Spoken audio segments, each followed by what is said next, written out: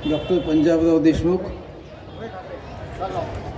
या विद्यालयाचे मुख्याध्यापक श्री मडावी सर, इथे विचारपीठावर उपस्थित असलेली सर्व सन्माननीय मंडळी,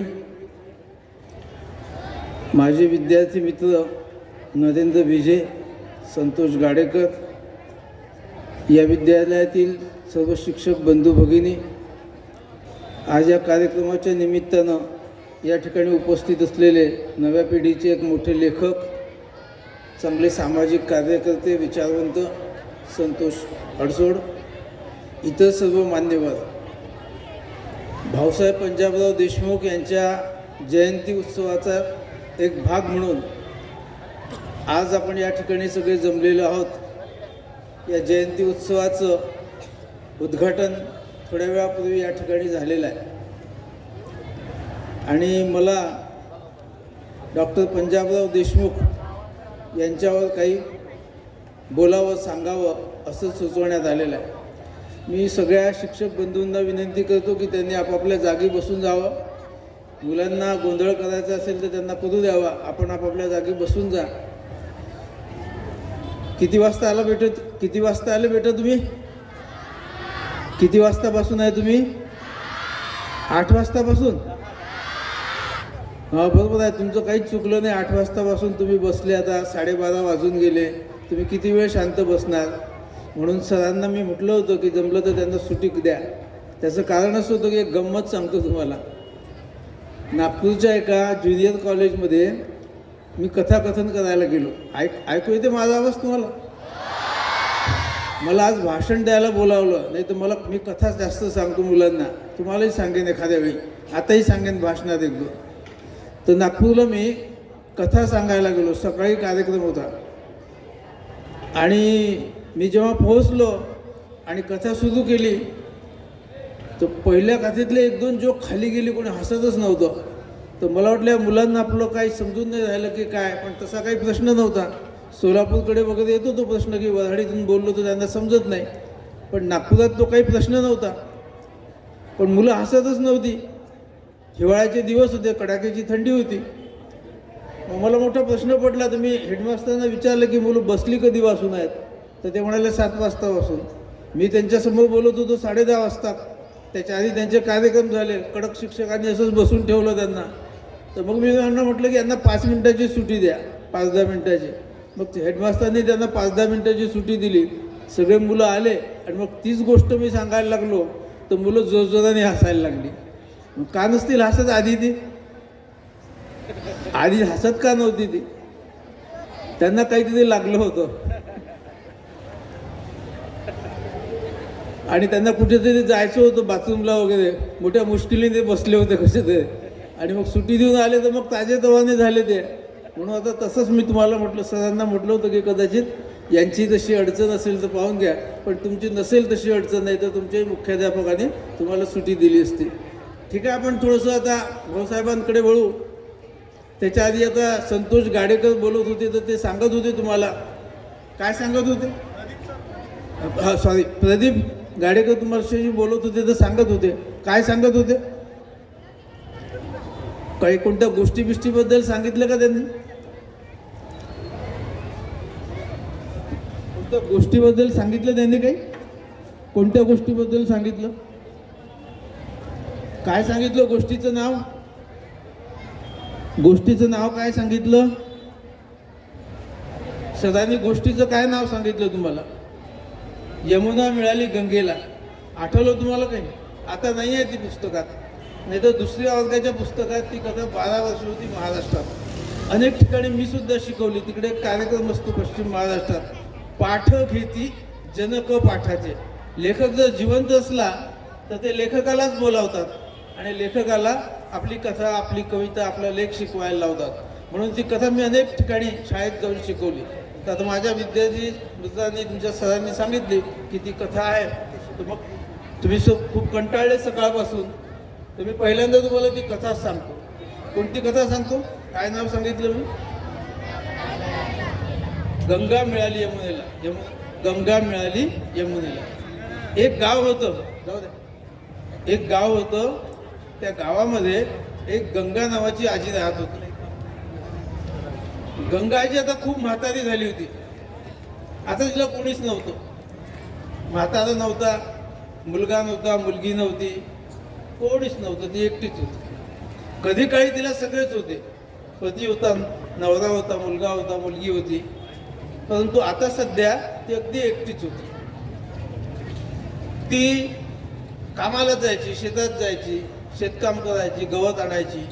त्याच्यावर तिचा उदरनिर्वाह चालत असे. तिला कोणीतरी एक छोटीशी कालवड भेट दिली, गाईचं पिलू. ते तिने वाढवलं, मोठं केलं. मग एक दिवस तिलाही पिलू झालं आणि ती गाय दूध द्यायला लागली. मग आजीचं चांगलं झालं. गाय दूध द्यायला लागली तर आजीला मग आता जास्त काम करायची काही गरज नव्हती. ही यमुना गाय दूध द्यायची. गंगा आजी ते दूध विकायची, स्वतः प्यायची. त्याच्यामुळे आजीची तब्येतही चांगली झाली आणि दूध विकून तिला 4 पैसे मिळत होते. त्याच्यातून तिचा उदरनिर्वाह चालत असे. असे छान दिवस चालले होते. दिवस गेले, दिवसामागून महिने गेले, बराच काळ गेला आणि आता गंगा आजी एकदम जख्म म्हातारी झाली. तिच्याकडून आता काही काम होत नव्हतं. पण काम होत नव्हतं तरी काही प्रश्न निर्माण होत नव्हता. कारण की यमुना दूध द्यायची आणि ते विकून गंगा आजीचं नीट चालायचं. एक दिवस सकाळी गंगाजी उठली आणि तिने भांडं घेतलं. भांडं घेऊन यमुनेचं दूध काढायला ती आली गोठ्याजवळ. आणि गोठ्याजवळ येऊन पाहते तो काय, गोठ्यामध्ये यमुना नव्हती. मग गंगा आजीला असं वाटलं गेली असेल नेहमीप्रमाणे चरायला. नाहीतरी त्या गाईला, यमुनेला दोर नव्हतं, दावं नव्हतं, खुंटा नव्हता, तिला बांधायचं काम पडत नसे, चांगला काही गोठाही नव्हता. म्हणून तिला वाटलं कसं गेली चरायला पाणी प्यायला. 1 तास झाला, 2 तास झाले, तासामागून तास गेले, यमुना काही आली नाही. दिवसामागून दिवस गेले तरी यमुना आली नाही. महिन्यामागून महिने गेले तरी यमुना आली नाही. आणि मग आजीची फार वाईट परिस्थिती झाली. यमुना नाही म्हणजे दूध नाही, दूध नाही म्हणजे आजीला तेल नाही, तिखट नाही, पीठ नाही, मीठ नाही, तिच्या खायची सोय नाही. असं सगळं आजीचं झालं. काही दिवस लोकांनी मदत केली. तुमच्यासारख्या छोट्या गावातली किंवा याच्यापेक्षा लहान गावातली जी माणसं असतात ती खऱ्या अर्थानं माणसं असतात, माणुसकी असलेली माणसं असतात. एकमेकाला चालवतात, एकमेकाला मदत देतात.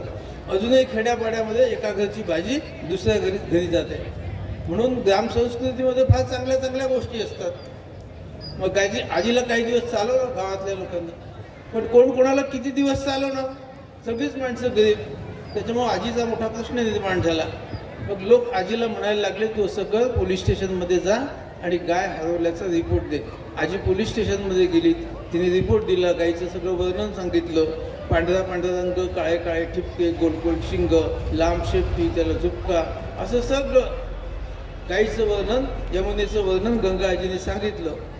रिपोर्ट दिला तिने. त्याच्यानंतर काही दिवस गेले आणि मग एक माणूस सांगत आला की आजी तुझी जी गाय आहे यमुना ती मला अमक्या अमक्या गावात दिसली. इथून ते गाव 60-70 किलोमीटर आहे. सर बसू द्या त्यांना, बसू द्या. इथून ते गाव 60-70 किलोमीटर आहे.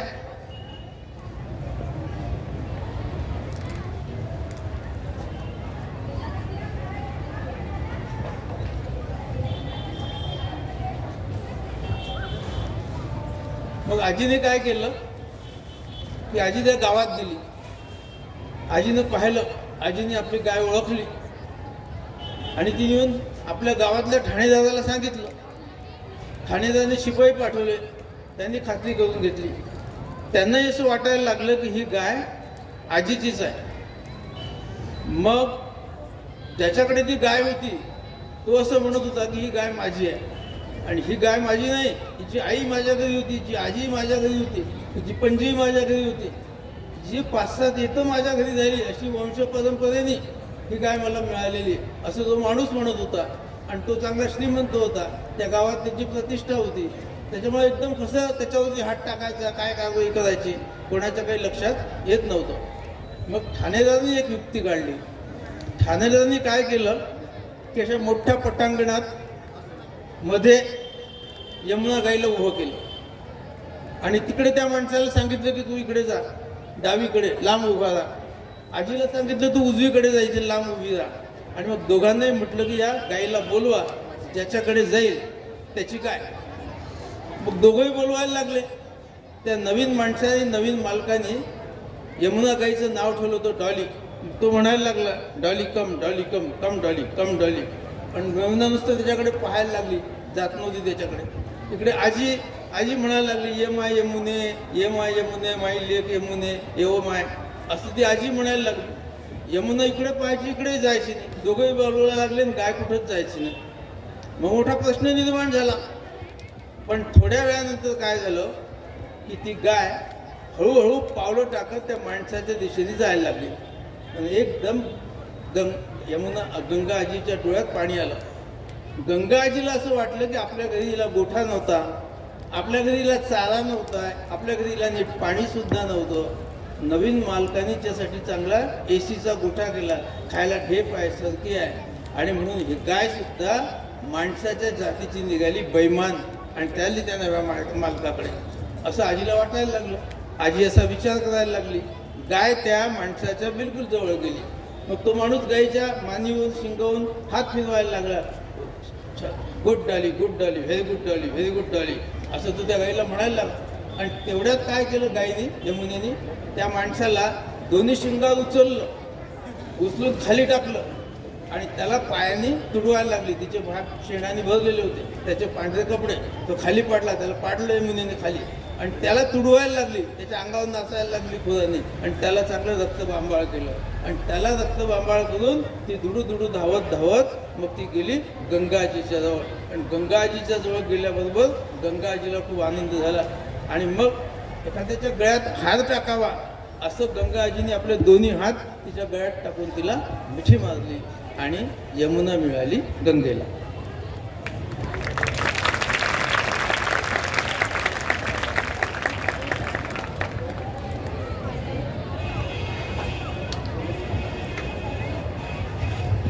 आवडली का गोष्ट तुम्हाला? कंटाळा गेला का तुमचा? कंटाळा गेला? आता भाऊसाहेबांबद्दल सांगू की पुन्हा गोष्ट सांगू? मध्ये एक छोटी गोष्ट अजून सांगतो, पण मग तुम्हाला भाऊसाहेबाबद्दल ऐकावं लागेल नंतर. कबूल आहे? ऐकाल मग भाऊसाहेबांबद्दल शांततेने. सरांचं काम नाही पडणार ना तुम्हाला दाटायसाठी, दागवायसाठी नाही. तुमची काही चूकच नाही. तुम्ही सकाळपासून आले, तुम्हाला कंटाळा येणं बिलकुल स्वाभाविक आहे. एक आणखीन गोष्ट सांगतो तुमच्यासाठी. आणि आज काही तसं भाऊसाहेब मांडण्यासारखं वातावरण नाही. त्याचं कारण असं आहे की तुम्हाला मी जे भाऊसाहेब मांडतो ते तुम्हाला समजणार नाही. आणि शिक्षक मंडळी थोडीशी आहे. मग ते भाऊसाहेब मी मांडायला लागलो की तुम्हाला कंटाळा येईल. तर पाहू आपण याच्यातून कसा मार्ग काढायचा. एक छोटीशी गोष्ट पुन्हा सांगतो तुम्हाला. एकदा काय झालं की तुमच्यासारखा एक लहान मुलगा, त्याच्याच बाजूला एक लेखक राहत होते. त्यांच्याकडे आपली डायरी घेऊन गेला आणि त्यांना म्हणाला की मी नवीन डायरी विकत आणलेली आहे. या डायरीमध्ये मी सह्या गोळा करणार आहे आणि तुमच्यापासून सुरुवात करतो. तुम्ही याच्यामध्ये पहिली सही करा आणि मग लेखक, कवी, मोठी माणसं यांच्या सह्या मी घेणार आहे. तर लेखक त्याच्या त्या डायरीमध्ये सही करायला गेले. तर तो म्हणाला, हुशार होता तो तुमच्यासारखा, त्याच्यामुळे तो म्हणाला की काका नुसतं सही नका करू, मी तुम्हाला एक प्रश्न विचारतो, छोटासा सोपासा. तुम्ही त्या प्रश्नाचं उत्तर द्या आणि मग त्या प्रश्नाच्या उत्तराच्या खाली तुम्ही सही करा. त्या मुलाने त्या लेखकाला प्रश्न विचारला, माणसाच्या जीवनातला सगळ्यात आनंदाचा, सुखाचा, धन्यतेचा, समाधानाचा क्षण कोणता? लेखक चक्रावून गेले, चमकून गेले आणि ते म्हणाले, का रे, मला म्हणाला एक छोटा साधा प्रश्न विचारतो आणि किती कठीण प्रश्न विचारला. या प्रश्नाचं उत्तर तर मोठ्या मोठ्या तत्ववेत्यांनाही देता आलं नाही.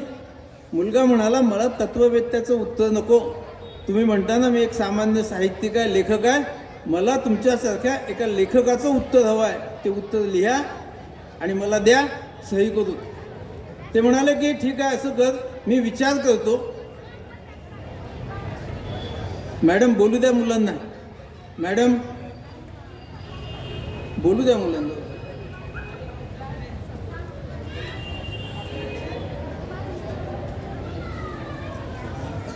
तर लेखक म्हणाले मी विचार करतो आणि मग तुला उत्तर देतो.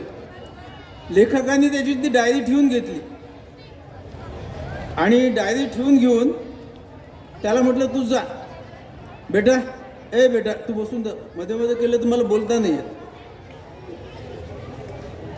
माझी लिंक तुटते, कोणीच उठू नका, जितकं बोलतील तितकं मुलांना बोलून द्या. मी पुन्हा विनंती करतो शिक्षकांना, स्वयंसेवकांना, मुलांना बोलत असतील तर बोलू द्या. तुम्ही उठले की माझी लिंक तुटते आणि मला मग पुढे बोलता येत नाही. तर लेखकाने त्या मुलाला पाठवून दिलं घरी आणि ते म्हणाले की तुझ्या प्रश्नाचं उत्तर मी नंतर देतो. थोडा वेळ गेला आणि लेखक मग त्यांना काही कामं होती म्हणून बाहेर गेले. ते मुंबईमध्ये राहत होते, लोकलनी ते बाहेर गेले. त्यांचा एक लांब मित्र राहत होता, त्याच्या घरी गेले. मित्र घरी नव्हता.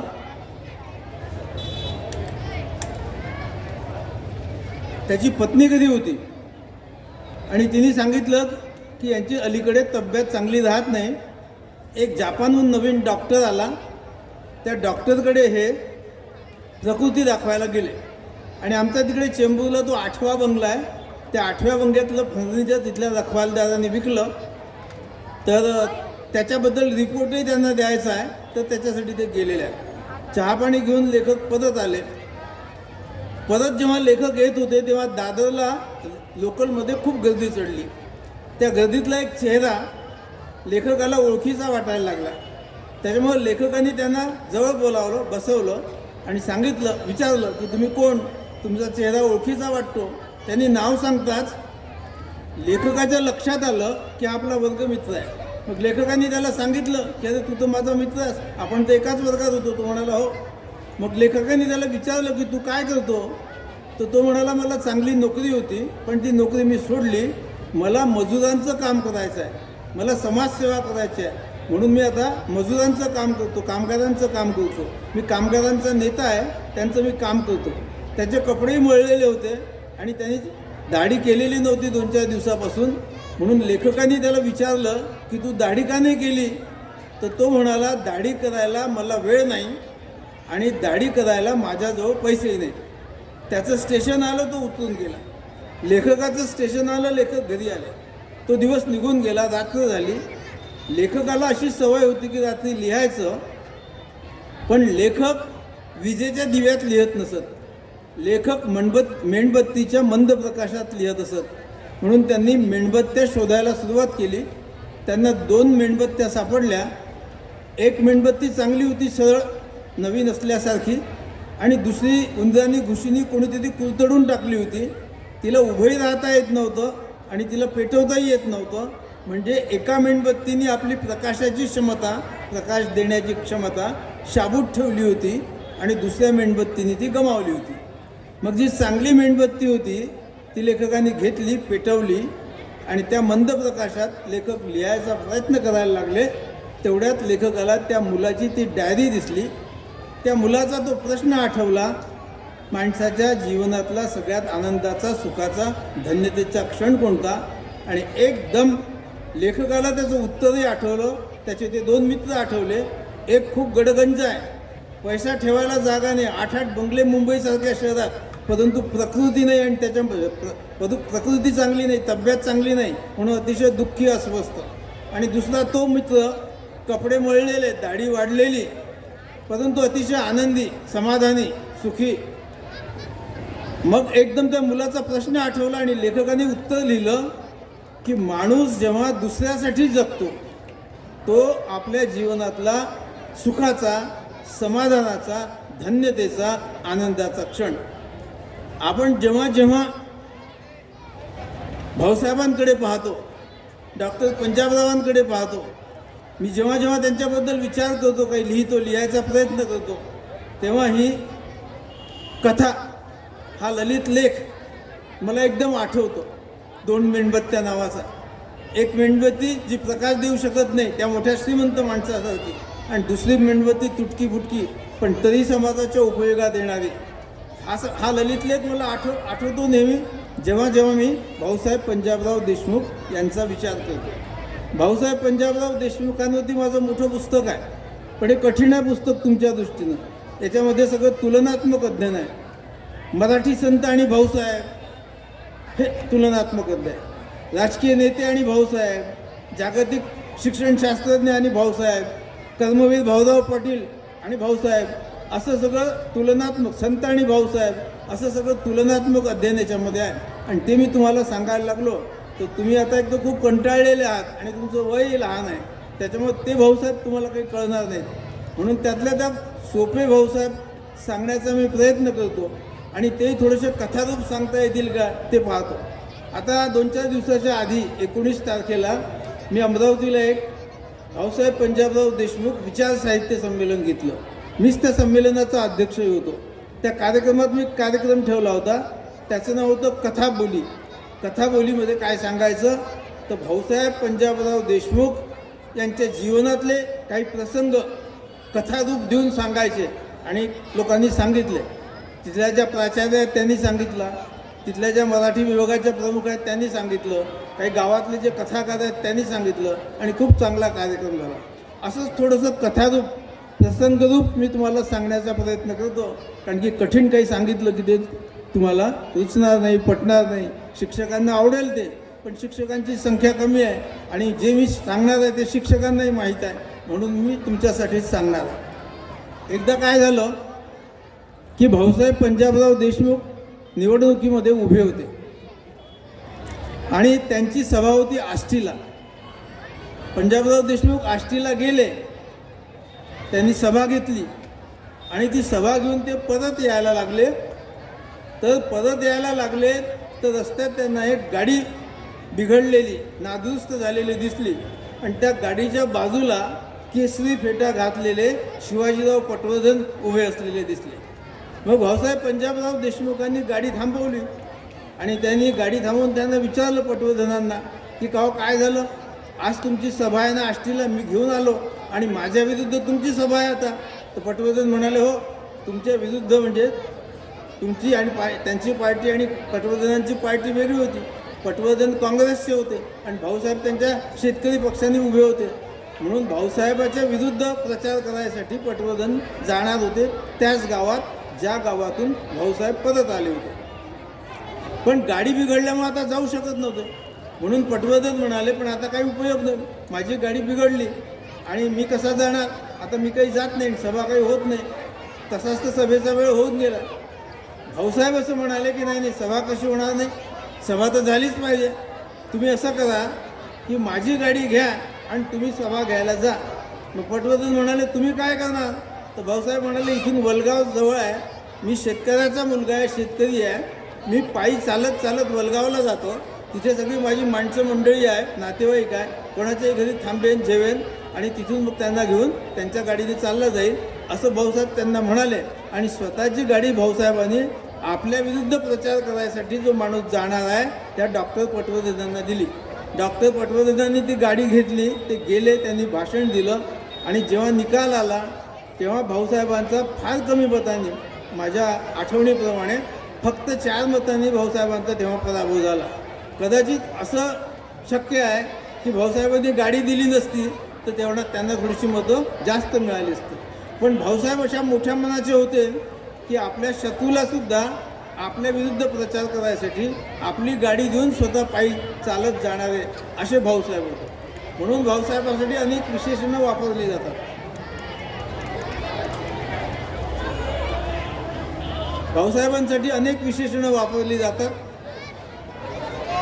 कोणी त्यांना युगंधर म्हणतं, कोणी त्यांना कर्मयोगी म्हणतं, कोणी त्यांना ज्ञानयोगी म्हणतं, कोणी त्यांना शिक्षण महर्षी म्हणतं, कोणी त्यांना सहकार महर्षी म्हणतं, कोणी त्यांना लोकमहर्षी म्हणतं, कोणी त्यांना कामधेनू म्हणतं, कोणी शुक्रतारा म्हणतं, कोणी ध्रुवतारा म्हणतं.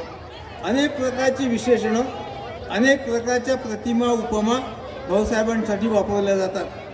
पण गमतीची गोष्ट अशी आहे की भाऊसाहेब कोणत्याच उपमेमध्ये कोणत्याच प्रतिमेमध्ये मावत नाही.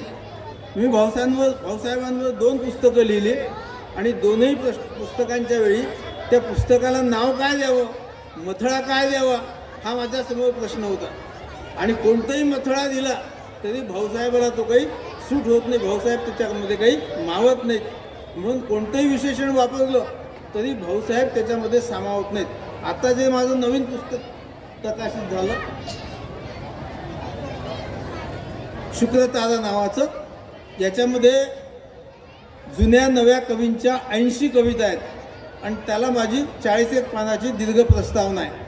याही पुस्तकाच्या वेळी माझ्यासमोर तोच प्रश्न होता आणि याही पुस्तकाच्या वेळी तोच प्रश्न होता की पुस्तकाला नाव कोणतं द्यावं. कारण की पुस्तकाला कोणतंही नाव दिलं तरी समग्र भाऊसाहेब त्या मथळ्यामध्ये त्या नावामध्ये येत नाहीत. आणि म्हणून त्यातल्या त्यात या कविता संग्रहाला शुक्रतारा आणि आधीच्या पुस्तकाला राष्ट्ररत्न असं नाव मी दिलं. परंतु ते कोणत्याच विशेषणामध्ये भाऊसाहेब मावत नाहीत, सामावत नाहीत. हाच प्रश्न गाडगेबाबांच्याही बाबतीत आहे. गाडगेबाबांनाही कोणतंच विशेषण देत आहे, पण कोणतंही विशेषण दिलं तरी गाडगेबाबा त्या विशेषणाच्या फार पलीकडे असतात. कोणत्याच शब्दामध्ये एका शब्दात त्यांचं पूर्ण व्यक्तिमत्व मावत नाही. आणि म्हणून आम्ही गाडगेबाबांबद्दल नेहमी अलौकिक हा शब्द वापरत असतो की गाडगेबाबांचं काम अलौकिक होतं. कधी कधी तर अशी गंमत होते की लोकांना अलौकिक शब्द समजत नाही. लौकिक आणि अलौकिक असं वाटतं लोकांना की लौकिकच्या विरुद्ध अलौकिक आहे आणि म्हणून लोक असं म्हणतात अलौकिक कसं होईल. लौकिक म्हणजे 4 लोकांमधलं व्यवहारातलं, लौकिक म्हणजे या जगातलं आणि अलौकिक म्हणजे त्या जगातलं, असं लोकांना वाटतं. आणि म्हणून ते म्हणतात की गाडगेबाबा तर ते लोक मानतच नव्हते, मग तुम्ही कसं गाडगेबाबांसाठी अलौकिक विशेषण वापरता. पण हे असं म्हणणारे जे लोक असतात यांना भाषा नीट कळलेली नसते आणि यात मग विद्यापीठाच्या मराठी विभागाचे प्रमुखसुद्धा येऊ शकतात. तर लौकिकच्या विरुद्ध शब्द अलौकिक नाही आहे, लौकिकच्या विरुद्ध शब्द आहे पारलौकिक. लौकिकच्या विरुद्ध शब्द आहे पारलौकिक. लौकिक म्हणजे या जगातलं आणि पारलौकिक म्हणजे त्या जगातलं. गाडगेबाबा पारलौकिक मानत नव्हते म्हणून अलौकिक हा शब्द वेगळा आहे, अलौकिकचा अर्थही वेगळा आहे. म्हणून गाडगेबाबा पारलौकिक नव्हते, पारलौकिक मानत नव्हते, ते स्वतः अलौकिक होते. मुद्दा आपला असा चालला होता की भाऊसाहेबांनाही कोणतं विशेषण देता येत नाही, त्याच्या ते पलीकडचे आहेत. गाडगेबाबांनाही कोणतं विशेषण देता येत नाही, ते त्यांच्या पलीकडचे आहेत. गांधीलाही कोणतं विशेषण देता येत नाही, गांधी सगळ्या विशेषणांच्या पलीकडचे आहेत. नेल्सन मंडेलाला आफ्रिकन गांधी म्हणता येते, मार्टिन लुथर किंगला अमेरिकन गांधी म्हणता येते, म्हटलं जातं. कोणी चिनी गांधी आहे, कोणी तुर्की गांधी आहे, पण गांधीला उपमा नाही देत आहेत. दरवर्षी गांधींवरती 100 नवी पुस्तकं येतात. जगातल्या 80 भाषांमध्ये 1,15,000 एवढी पुस्तकं गांधीवरती आलेली आहेत. आपल्या भारतीय चलनावरती गांधीजींचा फोटो आहे. ज्यांना गांधी आवडत नाहीत त्यांना सुद्धा तो बदलवता आलेला नाही 11 वर्षामध्ये, कारण की त्याला पर्याय नाही. गांधीच्या ऐवजी दुसरा कोणताही फोटो आपण आपल्या नोटेवरती छापू शकत नाही. हा काही राष्ट्रीय पातळीवरचा प्रश्न नाही. जगाचाही विचार जर आपण केला तर जागतिक पातळीवर सुद्धा गांधीजींपेक्षा मोठं व्यक्तिमत्व झालं नाही. आणि म्हणून नेल्सन मंडेलाला गांधीची उपमा द्यावी लागते, मार्टिन लुथर किंगला गांधीची उपमा द्यावी लागते. असं गांधी मोठं व्यक्तिमत्व होतं. या मोठ्या व्यक्तिमत्वाचा आणि भाऊसाहेब पंजाबरावांचा अत्यंत जवळचा आणि जिव्हाळ्याचा संबंध होता. जेव्हा महात्मा गांधी अमरावतीच्या दौऱ्यावर आले तेव्हा तो संपूर्ण दौरा अकोल्याचे खेडेकर आणि डॉक्टर पंजाबराव देशमुख यांनीच नियोजित केला होता. आणि गांधीजी जोपर्यंत जिल्ह्यामध्ये होते आणि जिथे जिथे जिल्ह्यामध्ये गांधीजी फिरले ते सगळं भाऊसाहेबांच्या गाडीत बसून गांधीजी बाजूला बसले आणि भाऊसाहेब गाडी चालवून राहिले. गांधीजींचे ते ड्रायव्हर झाले. एका कवितेत म्हटलेलं आहे, माझ्या लेखात मी म्हटलेलं आहे की ते गांधींचे सारथी होते. म्हणजे गांधींची गाडी त्यांनी चालवली आणि पुन्हा 2-3 दिवस जोपर्यंत दौरा चालला तोपर्यंत भाऊसाहेब पंजाबराव देशमुखांनी महात्मा गांधींची गाडी चालवली. असा या जगातल्या मोठ्या व्यक्तिमत्वाशी महात्मा गांधींचा महात्मा गांधींशी भाऊसाहेब पंजाबराव देशमुख यांचा अतिशय जवळचा संबंध होता. त्यावेळी महात्मा गांधींना राष्ट्रपिता असं म्हणत असत.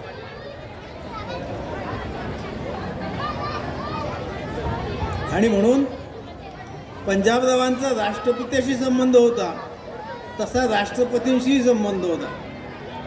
त्यावेळेचे जे राष्ट्रपती होते राजेंद्र प्रसाद, त्यांचा आणि भाऊसाहेबांचा खूपच स्नेहसंबंध होता. त्यांच्यासाठी भाऊसाहेब अनेकदा आले, भाऊसाहेबांसाठी राष्ट्रपती अनेकदा आले. भाऊसाहेबांना जेव्हा पॅरालिसिसचा अटॅक आला होता, झटका आला होता, तेव्हाही राजेंद्र प्रसाद भाऊसाहेबांची प्रकृती पाहायला आले होते.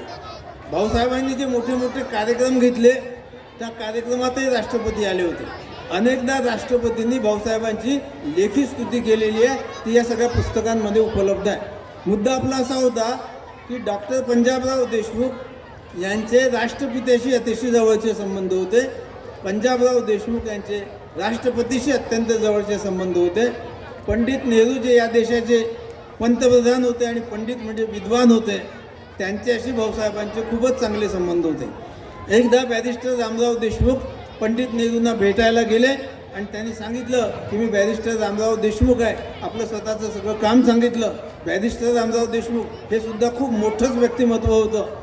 पण नेहरूजी म्हणाले की मी फक्त पंजाबराव देशमुखांना ओळखतो, बाकी विदर्भातल्या दुसऱ्या कोणत्याही देशमुखाला मी ओळखत नाही.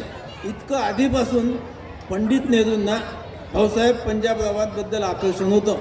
आणि म्हणून भाऊसाहेब पंजाबराव यांच्या म्हटल्याप्रमाणे अनेक चांगल्या गोष्टी पंडितजी ऐकत असत, नेहरूजी ऐकत असत. एक अशी कथा आहे, एक अशी गोष्ट आहे, एक दंतकथा असेल कदाचित ती, पण ती अशी आहे की एकदा पंडित नेहरू अमेरिकेला गेले होते आणि ते अमेरिकेत असताना बाकीचं सगळं आनंदी वातावरण होतं, परंतु त्यांच्या चेहऱ्यावर चिंता दिसत होती. आणि म्हणून अमेरिकन पत्रकारांनी पंडित नेहरूंना विचारलं की एवढ्या आनंदाच्या प्रसंगी तुमच्या चेहऱ्यावर काहीतरी दुःखाची छाया आहे, तुम्ही कशाच्या विचारात आहात, तुम्हाला कशाची चिंता लागलेली आहे. तेव्हा पंडितजी असं म्हणाले होते, म्हणतात की उद्या मी भारतात गेलो की संसदेमध्ये लोकसभेच्या सभागृहामध्ये चर्चा होणार आहे आणि या चर्चेमध्ये डॉक्टर पंजाबराव देशमुख आणि डॉक्टर बाबासाहेब आंबेडकर मला काही प्रश्न विचारणार आहेत. त्या प्रश्नांची काय उत्तरं द्यावी याचा विचार जरा माझ्या डोक्यामध्ये चालू आहे. म्हणजे या देशाचा पंतप्रधान विदेशात गेला तरी त्याच्या डोक्यात असतं की या देशातले जे भाऊसाहेब पंजाबराव देशमुख आहेत त्यांच्या प्रश्नांना काय उत्तरं द्यावी. या छोट्याशा गोष्टीहून सुद्धा भाऊसाहेब पंजाबराव देशमुख हे कोणत्या उंचीचं व्यक्तिमत्व होतं हे आपल्या लक्षात येतं. एकदा मोरारजी देसाई पंडितजींना असं म्हणाले होते, पंडित नेहरूंना, मोरारजी देसाई पंतप्रधान पंडित नेहरू यांना म्हणाले की पंडितजी या पंजाबराव देशमुखांवर लक्ष ठेवा, यांना जास्त सोयी सवलती देऊ नका, यांची जास्त कामं करू नका. पंडितजी म्हणाले का? तर ते म्हणाले की यांनी भारत कृषक समाज नावाची संघटना स्थापन केली आणि हे प्रचंड काम करून राहिलेले आहेत. हे काम कशासाठी करून राहिले? तर हे काम याच्यासाठी करून राहिले की तुमच्यानंतर यांना पंतप्रधान होता यावं म्हणून यांची सगळी योजना चालू आहे. जर यांना जास्त यश आलं तर तुम्ही असतानाच तुम्हाला काढून हे पंतप्रधान होतील, असं मोरारजी देसाई पंडितजींना म्हणाले, पंडित नेहरूंना म्हणाले. म्हणजे या देशातल्या मोठ्या मोठ्या नेत्यांना ही चिंता लागलेली होती की पंजाबराव देशमुख हे आपलं पंतप्रधान पद हिसकावून घेतील. एवढी ताकद. आता हे जरी त्यांनी टीका करण्याच्या दृष्टीनं, चुगल्या लावण्याच्या दृष्टीनं, पंजाबरावचं काम रोखण्याच्या दृष्टीनं केलेलं असलं तरी त्यातून पंजाबरावचं मोठेपण दिसून येतं की पंतप्रधानाला किंवा पंतप्रधानाच्या हितचिंतकांना ही चिंता वाटावी की हा माणूस पंडितजीच्या ऐवजी स्वतः पंतप्रधानसुद्धा होऊ शकते. आणि महत्त्वाची गोष्ट म्हणजे त्या काळी गांधीजींच्या काळात काँग्रेसचं खूप नाव होतं, पण भाऊसाहेब पंजाबराव देशमुख काँग्रेसच्या विरुद्ध निवडून येत होते. भारतात फार कमी लोक होते की जे काँग्रेसच्या विरुद्ध निवडून येतील. पंजाबराव 3 वेळा निवडून आले, पण ते काँग्रेसच्या विरुद्ध होते. त्या काळात त्या महात्मा गांधींच्या काँग्रेसच्या विरुद्धही ते उभे राहिले आणि निवडून आले. म्हणून पंजाबराव देशमुख हे फार मोठे लोकनेते होते. राजकारणात सुद्धा कसं राहावं, कसं वागावं याचा उत्तम वस्तुपाठ त्यांनी घडवून दिला की आपल्या विरोधकांना सुद्धा प्रचारासाठी, आपल्या विरुद्ध प्रचारासाठी ते स्वतःची कार देत असत, मोटार गाडी देत असत. अशा प्रकारचे संबंध त्यांनी विरोधकांशी सुद्धा ठेवले. त्यांच्यामुळे बहुजन समाज राजकारणात आला आणि त्यांच्यामुळे बहुजन समाजाला राजकारणातली मोठी मोठी पदं मिळाली. अशा प्रकारे भाऊसाहेबांचं राजकारणातलं काम आपण जर पाहिलं तर ते पहिल्यांदा कॉटन मार्केटचे अध्यक्ष झाले, मग जिल्हा परिषदेचे अध्यक्ष आज ज्याला आपण म्हणतो तसे झाले. पुढे मग मध्य प्रदेश वराड प्रांतात ते शिक्षण मंत्री झाले. त्याच्यानंतर मग देशाचे कृषी मंत्री झाले. ते या देशाचे पहिले कृषी मंत्री होते, आद्य कृषी मंत्री होते. त्यांनी एवढं प्रचंड काम केलं. जेव्हा सुरुवात असते ती फार कठीण असते. नुकताच भारत स्वतंत्र झाला आणि कृषी खातं आणि बाकीची सगळी खाती सुरू झाली. त्याच्यामुळे आधी काही काम झालेलं नव्हतं. कृषी खात्याची धोरणं काय असावीत हे सुद्धा ठरलेलं नव्हतं. हे सगळं ठरवण्याचं काम भाऊसाहेब पंजाबराव देशमुख यांनी केलं आणि म्हणून आजही भारताचं जे कृषी धोरण आहे ते भाऊसाहेब पंजाबराव देशमुख यांनी स्थापन केलेलं, यांनी ठरवलेलं, यांनी आखलेलं कृषी धोरण आहे. आणि म्हणून भाऊसाहेब पंजाबराव देशमुख नुसतं आद्य कृषी मंत्री नव्हते, तर आजही भारत ज्या कृषी धोरणाने कृषी प्रगती करून राहिलेला आहे ते धोरण ठरवणारे होते. भाऊसाहेबांच्या काळात त्यांचं धोरण एवढं यशस्वी झालं की आपण अन्नधान्याच्या बाबतीत स्वयंपूर्ण झालो. म्हणून कृषी क्षेत्रामध्ये कृषी मंत्री म्हणून त्यांनी प्रचंड काम केलं. शेतकऱ्यांची कर्जमाफी सगळ्यात पहिल्यांदा कर्ज बिल आणून भाऊसाहेब पंजाबराव देशमुखांनी केली. आता अधूनमधून सरकार करतं कर्जमाफी, पण हा कर्जमाफीचा जो विचार आहे हा भाऊसाहेब पंजाबराव देशमुखांनी या देशाला दिला आणि त्यांनी शेतकऱ्यांची कर्जमाफीसुद्धा करून दिली. त्याच्याहीपेक्षा एक महत्त्वाची गोष्ट भाऊसाहेबांनी सांगितली होती जी आजपर्यंत झाली नाही. ती जर झाली तर भारत फार प्रगती करेल आणि ती गोष्ट होती देवस्थान बिल. भाऊसाहेब पंजाबराव देशमुखांनी देवस्थान बिल आणलं होतं. देवस्थान बिल म्हणजे काय? तर आपल्या भारतातल्या देवस्थानांचं उत्पन्न किती आहे माहिती आहे का तुम्हाला? भारत देशाचं जे उत्पन्न आहे, भारत देशाच्या उत्पन्नाच्या 2.5 पट भारतातल्या देवस्थानांचं उत्पन्न आहे. म्हणून भाऊसाहेब पंजाबराव देशमुख असं म्हणत होते की या सगळ्या देवस्थानांना सरकारी करा. ही सगळी देवस्थानं ताब्यात घ्या सरकारच्या. आणि हा जो देवस्थानांमध्ये पेटूतून निघणारा पैसा आहे हा सगळा गोरगरिबांचा, श्रद्धाळू लोकांचा, भारतीय जनतेचा पैसा आहे. हा सगळा भारतीय जनतेचा पैसा आजही कुठे चालला? कोण वापरून राहिला हा पैसा? कोणत्या कोणत्या संघटना आहेत की त्या या पैशाच्या भरोश्यावर श्रीमंत झाल्या? तुमच्या व्यासपीठावरून मी जास्त सांगत नाही त्याच्याबद्दल, हे शाळेचं व्यासपीठ आहे.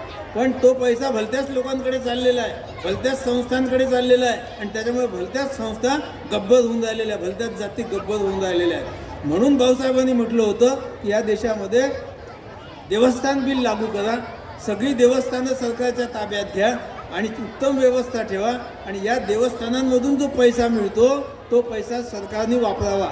आजही ही जर गोष्ट आपण केली तर आपल्यावर जे कर्ज आहे ते सगळं कर्ज फिटून जातं. अत्यंत प्रचंड कर्ज आपल्यावरती आहे, त्याचे आकडे सगळे माहीत आहेत, पण ते इथं सांगत बसण्याचं काही कारण नाही. महाराष्ट्रावरचं कर्ज, देशावरचं कर्ज, हे सगळं कर्ज फेडायचं असेल आणि देशाची प्रगती करायची असेल तर ते देवस्थान बिल आणलं पाहिजे. देवस्थानांचं सरकारीकरण केलं पाहिजे. शिर्डीचं देवस्थान आहे, शेगावचं देवस्थान आहे, अशी सगळी जी देवस्थान आहे करोडो रुपयांचे निधी येते. आपण बातम्या वाचतो की यावर्षी शिर्डीला मागच्या वर्षीपेक्षा 3.5 कोटी रुपये जास्त आले. म्हणजे 3.5 कोटी नाही आले, मागच्यापेक्षा 3.5 कोटी जास्त आले यावेळी या कार्यक्रमांमध्ये. असे कोट्यावधी रुपये देवस्थानांना मिळतात. म्हणून भाऊसाहेबांनी बिल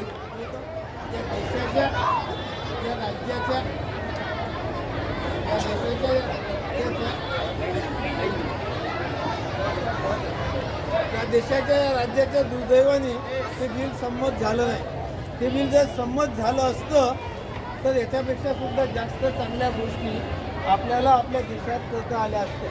आणि म्हणून भाऊसाहेब पंजाबराव देशमुख यांची जी दृष्टी होती ती अत्यंत दिव्य दृष्टी होती. रस्ते पण त्यांच्या ठिकाणी